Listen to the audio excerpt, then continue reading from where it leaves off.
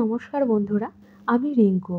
আজকে আমার রেসিপি পালং পরোটা বা পালং শাকের পরোটা, যেটা আপনারা ব্রেকফাস্ট কিংবা ডিনারে খেতে পারেন। সমস্ত দর্শক বন্ধুদের ওয়েলকাম জানিয়ে শুরু করছি আজকের এই ভিডিও।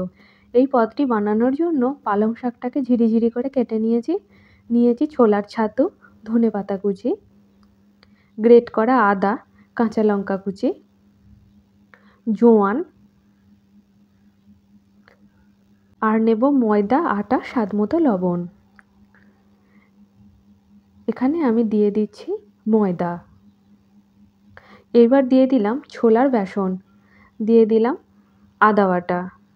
হাতের তালুর সাহায্যে ঘষে জোয়ানটাকে দিয়ে দিলাম। দিয়ে দিচ্ছি কোচানো পালং শাক।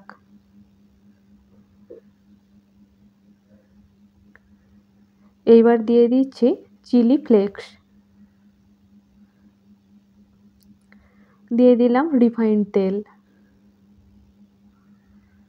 স্বাদমতো লবণ।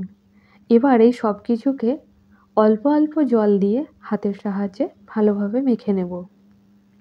আপনি যদি আমার চ্যানেলের নতুন দর্শক বন্ধু হয়ে থাকেন তাহলে প্লিজ আমার চ্যানেলটিকে সাবস্ক্রাইব করে পাশে থাকার অনুরোধ রইল। আর এই ভিডিওটার কোনো অংশও যদি আপনাদের ভালো লেগে থাকে তাহলে অবশ্যই একটা লাইক দেবেন এবং কমেন্টের মাধ্যমে আমাকে জানাবেন। আপনাদের কমেন্টের অপেক্ষায় রইলাম। এখন সুন্দরভাবে ডোটা মাখানো হয়ে গেছে। এবার হাতে কিছুটা সাদা তেল নিয়ে এই ডোটার ওপর দিয়ে মাখিয়ে দেব এবং 10 মিনিট রেস্টে রেখে দেব। এই ডোটা একটু শক্ত করে মাখতে হবে, কারণ লবণ এবং পালং শাক দিয়ে মেখে যখন 10 মিনিটের জন্য রেস্টে রেখে দেব তখন এটা অনায়াসেই নরম হয়ে আসবে। একটা বাটির মধ্যে নিয়ে নিচ্ছি কিছুটা কর্নফ্লাওয়ার আর এর মধ্যে দিয়ে দিচ্ছি সাদা তেল। পরোটাটা যখন বেলবো তখন এটা ব্যবহার করব।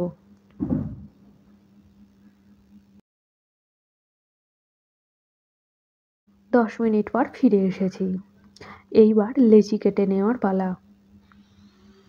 এবার একে একে লেচি কেটে নেব। পরোটাটা ভীষণই সুস্বাদু এবং মজাদার একটি রেসিপি। আপনারা অবশ্যই একবার ট্রাই করতে পারেন। লেচিগুলো কাটা হয়ে গেছে। এরপর বেলে নেওয়ার পালা। দেখুন, লেচিগুলো ঠিক এইরকম সাইজ করেছি। এইবার বেলে নেব। আপনারা আপনাদের পছন্দ মতো বেলে নিতে পারেন। আমি এখানে চৌকো শেপ ব্যবহার করব। প্রথমে গোল করে বেলে নিয়েছি। এইবার ব্রাশের সাহায্যে আমি যে তেলটা রাখলাম ওই তেলটা এতে বুলিয়ে দেব। এইবার দুদিক থেকে ফোল্ড করে দিচ্ছি। এই পর্যায়েও উপর থেকে দিয়ে দেব তেল। আবারও দুদিক থেকে ফোল্ড করে নেব।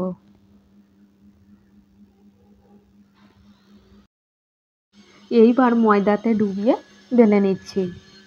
খুবই সহজ। দেখুন, এইভাবে আমি বাকি পরোটাগুলোকেও বেলে নেব।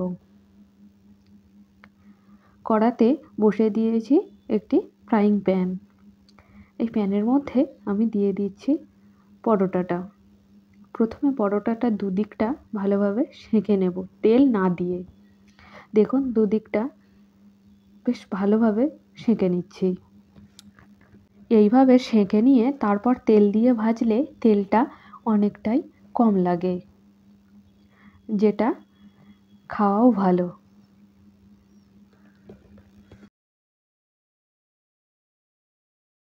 এইবার তেল দিয়ে এপিট ওপিট সুন্দর লাল লাল করে ভেজে নেব।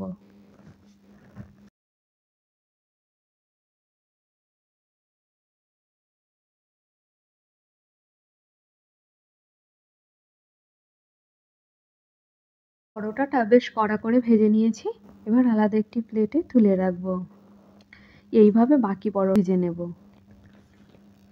আমার আজকের এই রেসিপিটা আপনাদের কেমন লাগলো অবশ্যই কমেন্টের মাধ্যমে জানাবেন। ভালো লাগলে একটা লাইক করবেন এবং আপনাদের প্রিয় বন্ধু বান্ধবদের সাথে শেয়ার করবেন। দেখুন, সমস্ত পরোটাগুলো ভেজে নিয়েছি। এবার আমি একটি পরোটা ছিঁড়ে দেখাবো। পরোটাটা সুন্দর লেয়ার হয়েছে। আজকে এ পর্যন্তই। আবার আপনাদের সাথে দেখা হবে অন্য একটি পর্বে, অন্য একটি নতুন রেসিপির সাথে। ততক্ষণ আপনারা সকলে সুস্থ থাকবেন, সাবধানে থাকবেন এবং আমার পাশে থাকবেন। এই পদটি আপনারা সস কিংবা তরকারি সহযোগে খেতে পারেন। ধন্যবাদ।